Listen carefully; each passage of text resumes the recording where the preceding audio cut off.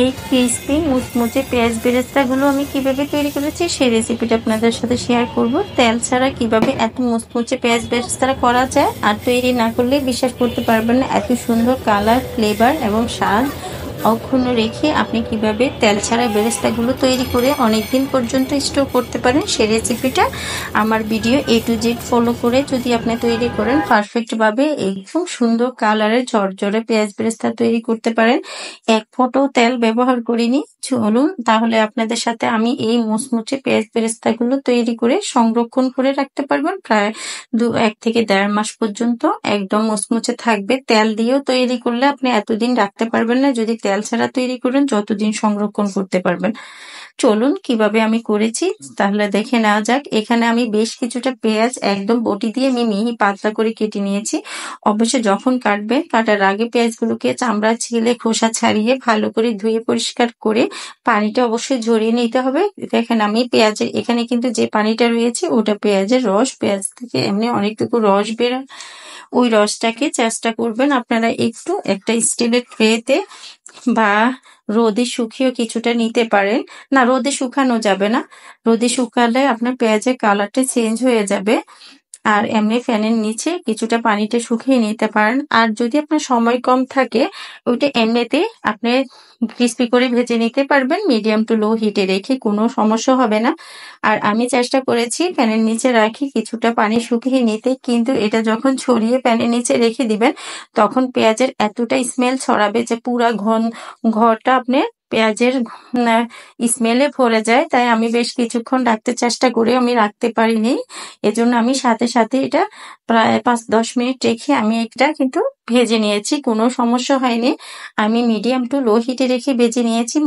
একদম মিডিয়াম হিটে ভাজবেন না, তাহলে বেরেস্তার কালারটা ভালো আসবে না।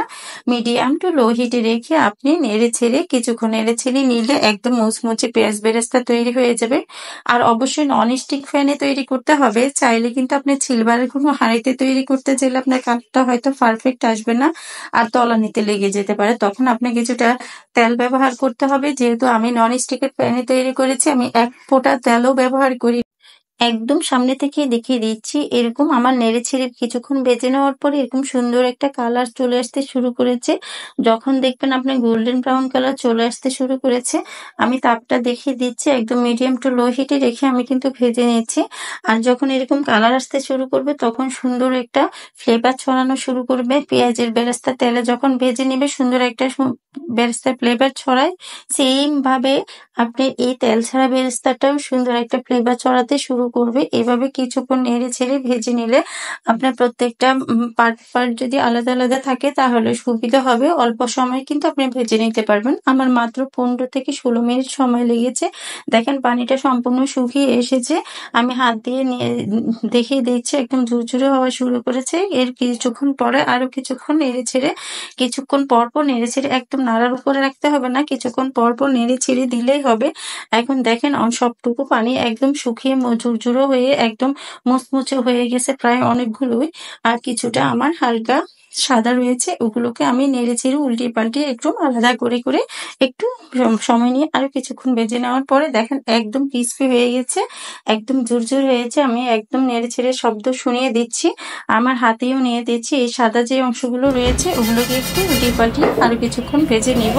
আমার সবগুলো একদম মুচমুচে ভাজা হয়ে গেছে, আমি হাতে নিয়ে দেখাচ্ছি, কোনো প্রকার আমি তেল ব্যবহার করিনি আর একদম মুচমুচে হয়েছে।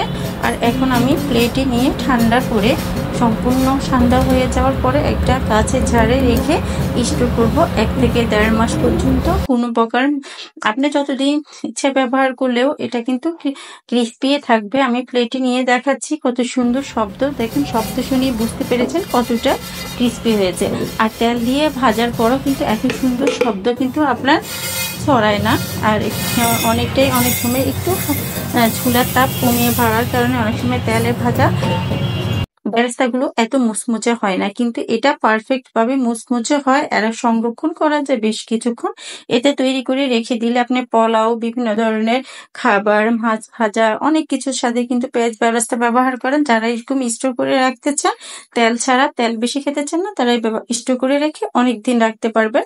আর খেতেও ভালো হয়, ফ্লেভারটাও সুন্দর হয়। আশা করছি সবার কাছে রেসিপিটা ভালো লেগেছে। আর যদি ভালো লাগে আমার চ্যানেলটিকে লাইক, কমেন্টস এবং শেয়ার করতে ভুলবেন না। আর কেমন হয়েছে কমেন্টস এর মাধ্যমে জানিয়ে দিবেন। সবাইকে ধন্যবাদ জানিয়ে শেষ করলাম আমার আজকের আয়োজন। আল্লাহ হাফেজ।